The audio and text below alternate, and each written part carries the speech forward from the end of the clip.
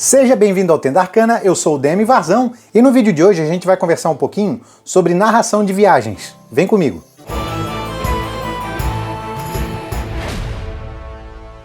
Se você é novo aqui no canal, por favor, se inscreva e marque o sininho das notificações para ficar sabendo sempre que tiver conteúdo novo por aqui. Fazendo isso, além de você ficar sabendo do nosso conteúdo, você também ajuda muito o nosso canal, indicando para o YouTube que o nosso canal tem relevância aqui na plataforma. Também já deixa o seu like, que isso ainda ajuda muito. Além disso, aqui na descrição eu estou deixando o nosso link da Amazon com várias ofertas de RPG. Se você for comprar qualquer coisa, seja de RPG ou não, compra pelo nosso link que você ajuda muito o nosso canal. Inclusive, se você for comprar os novos livros do D&D que tá para sair agora, faça essa compra pelo nosso link. Assim você está ajudando a manter esse canal ativo. Valeu demais pela força! No vídeo de hoje eu quero conversar com você sobre algo que é fundamental para o RPG e quase todas as aventuras têm algum momento desses, que é o momento de viagem. E eu vou trazer algumas dicas para esses momentos de viagem não serem monótonos e serem momentos mais interessantes, tanto para você que está mestrando, quanto para os seus jogadores. Então vamos lá para a minha primeira dica. Utilize um mapa, e de preferência um mapa com grid. Seja um grid quadriculado ou um grid hexagonal, não importa, mas tenha um mapa de preferência com um grid. Tendo o mapa dessa maneira, com um grid nele, você consegue ter uma noção melhor de quanto tempo essa viagem vai levar, qual será o consumo dos jogadores durante o trajeto, quantos encontros poderão acontecer nessa jornada, esse tipo de coisa. O grid te ajuda a mensurar a distância da viagem. Então imagina comigo, um mapa que cada espaço representa um dia de viagem. No caso, viagem a pé e já contando com o descanso longo. Então do ponto A, que é onde o grupo está, até o ponto B, vamos supor que são 5 espaços, 5 hexágonos ou 5 quadrados, não importa. Você já sabe então que o grupo leva pelo menos 5 dias para chegar numa marcha tradicional, numa caminhada comum, digamos assim. Inclusive, dessa maneira, se o grupo resolver tomar um caminho diferente, se desviar da rota, você vai ter de fácil maneira o cálculo para saber quanto tempo a mais eles vão levar. Se o grupo vai se desviar numa direção que eles vão tomar um quadrado a mais de viagem, um espaço a mais de viagem, então você já sabe que eles vão levar um dia a mais para chegar no destino. Às vezes o grupo não quer passar por uma determinada região porque sabe que ali pode ter um perigo, então te dá mais opção para você saber já de cara quanto tempo essa viagem vai levar. Além disso, com o mapa quadriculado, você tem uma melhor noção de quanto de consumo os personagens vão ter durante a viagem. Como, por exemplo, quantas rações e quanto de água eles vão consumir durante esses dias. Daqui a pouco eu vou falar um pouquinho melhor sobre isso. Outra coisa legal é que, dependendo do horário que o grupo vai sair da cidade ou do ponto A, você consegue passar para eles mais ou menos já qual é o horário da chegada prevista, né? Se caso nenhum contratempo acontecer no meio do caminho, obviamente. E dessa maneira eles conseguem planejar melhor os próximos passos da aventura, o que eles precisam fazer. Se eles sabem que vão chegar no local de noite, eles não podem, por exemplo, tentar conversar com um NPC que estaria disponível só durante o dia, esse tipo de coisa. E o mapa com grid também vai te ajudar em mais uma coisa, que é a narração da jornada. E isso é a minha próxima dica. Narre bem o caminho que o grupo está passando, mas sem perder muito tempo. E olhando o mapa, você já consegue fazer essa narração de uma melhor maneira. Então, se você sabe que entre o espaço 1 e o espaço 3 nada de importante vai acontecer, né, será uma viagem tranquila, você pode fazer isso de uma maneira rápida, né, uma maneira dinâmica, mas contando para o grupo o que eles estão passando. Né, qual é o tipo de local que eles passam, eles estão passando por uma estrada principal e eles vão acompanhando um rio, por exemplo, e com o passar da viagem, depois de algumas horas, eles começam a ver um bosque, e esse bosque começa a ser cada vez mais fechado, mais denso, até que chega um ponto da viagem que a estrada se perde no meio dessas árvores, esse tipo de coisa. É bacana você fazer essa descrição, mesmo que breve, para que o grupo tenha pelo menos uma noção de passagem de tempo. Dessa forma você corta aquela sensação de teletransporte. E nesse tipo de narração, essa narração mais objetiva, esquece pedir teste. Se você sabe que nada de importante está acontecendo ali, nada que vá interferir na jornada, não precisa pedir teste de investigação ou coisa do tipo. Pensa na narração dessa viagem como se fosse uma cena de filme, daquelas que a jornada vai sendo mostrada de pouco em pouco. Acontece muito em Senhor dos Anéis, por exemplo, que você vê o grupo atravessando uma paisagem, subindo uma montanha, daqui a pouco eles estão atravessando um rio, esse tipo de coisa. Você só está descrevendo o local, mas você não precisa estender muito aquela cena. Vai fazendo como se fosse vários takes dessa jornada. E lembre-se de utilizar todos os sentidos para isso.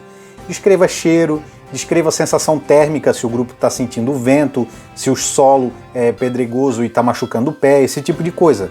Aproveita não só a visão, aproveita todos os sentidos. Mas lembrando, esse tipo de narração é para quando nada de importante vai acontecer. Se o grupo está se aproximando de um ponto que você sabe que tem algo para acontecer, algo mais importante, ou que há um possível encontro ou até mesmo um perigo, aqui você vai mudar a sua narração. Nesse momento, você precisa descrever um pouco mais detalhadamente, inclusive pedir para os jogadores como que é a ordem de marcha deles, como que cada um tá, se eles estão andando na estrada principal, se algum deles fica mais para trás, se tem alguém andando no meio das árvores, esse tipo de coisa.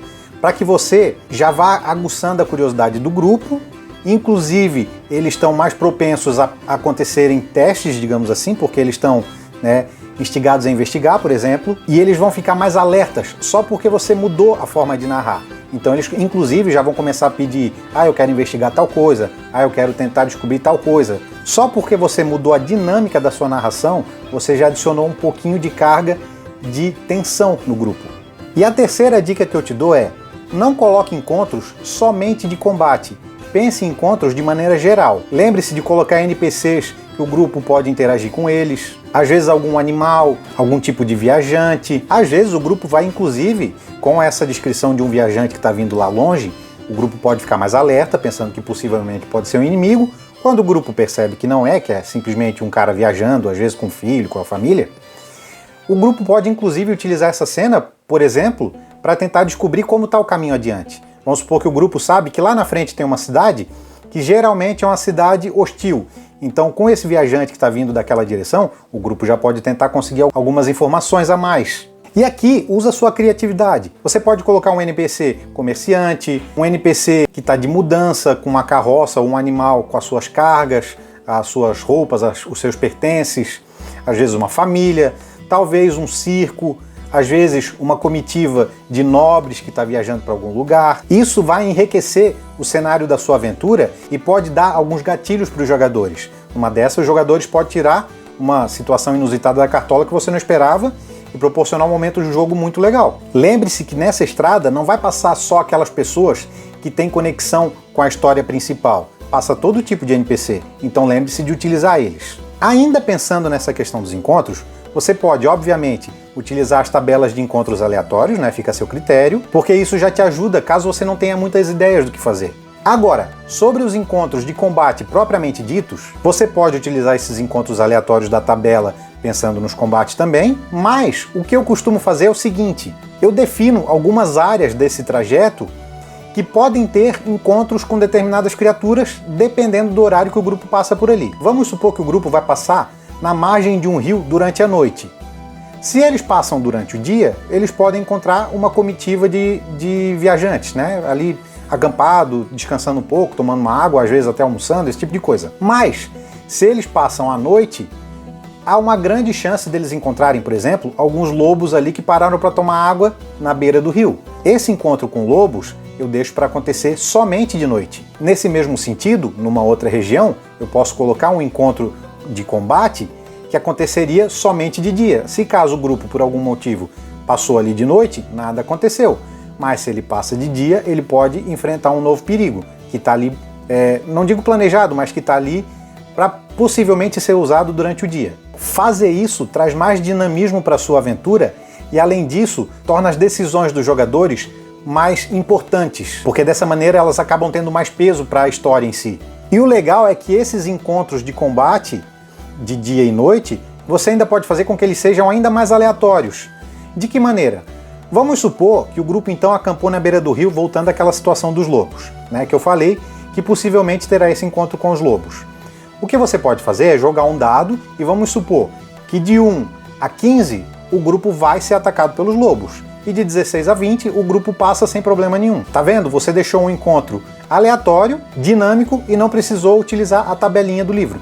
E claro, você pode fazer sua própria tabela pensando nessas dicas que eu te dei.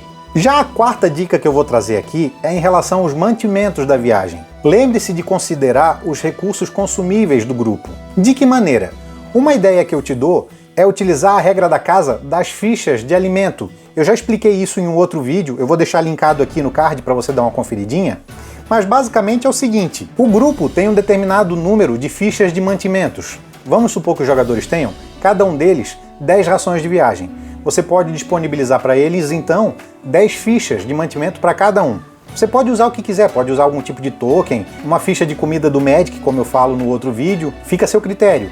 Mas é interessante você dar esse recurso para o jogador. E sempre no final do dia, sempre durante o descanso longo, quando o grupo falar, aí a gente vai acampar nesse local, você faz o grupo pagar esse recurso para você. Então eles te devolvem cada um uma ficha de alimento, dizendo que assim eles consumiram esses mantimentos. Mas o grupo ainda pode optar em tentar conseguir o alimento na própria viagem, seja caçando, seja coletando algum tipo de alimento. Nesse caso, você pode pedir alguma rolagem e dependendo do teste, o grupo vai conseguir ou não esse alimento e você pode desconsiderar o uso daquela ficha.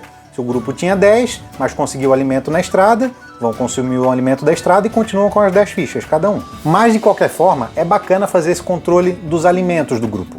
E vamos para a nossa quinta e última dica desse vídeo, que é em relação à condição climática da sua aventura. Aqui, o bacana já é você ter pré-definido a estação do ano em que essa aventura se passa. Dessa maneira, já tendo estabelecido a estação do ano que a aventura se passa, você vai conseguir fazer de maneira melhor o que eu vou te explicar. Deixa a condição climática de maneira aleatória. Isso vai dar uma série de gatilhos para o seu jogo e os jogadores poderão tomar algumas decisões inusitadas, algumas coisas diferentes podem acontecer dependendo da condição climática que o grupo está enfrentando. Claro, isso é caso a sua aventura tenha espaço para esse tipo de aleatoriedade, nem todas têm isso.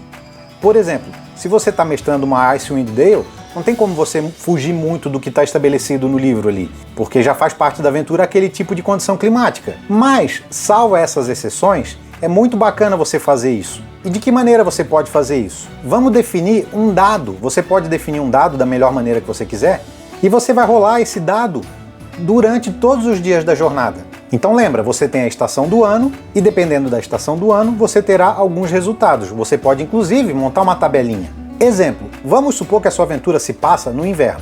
A gente vai escolher aqui um D4. E para cada um dos números do D4, a gente tem as seguintes situações: clima ameno, ventando gelado, nevando fraco e nevando forte. Então, no início de cada dia, sempre depois que o grupo termina o seu descanso longo, você rola esse dado e você passa para o grupo qual é a condição climática daquele novo dia. Essas rolagens vão interferir na marcha do grupo, na alimentação, na questão dos acampamentos, da interação deles com outros NPCs, até mesmo na velocidade dessa jornada. Se você quiser, você ainda pode utilizar um dado um pouco maior, por exemplo um D6, e utilizar aquelas condições climáticas um pouco mais extremas, ou até mesmo aquelas que não são tão comuns, como por exemplo um vendaval, uma neblina, uma tempestade seca.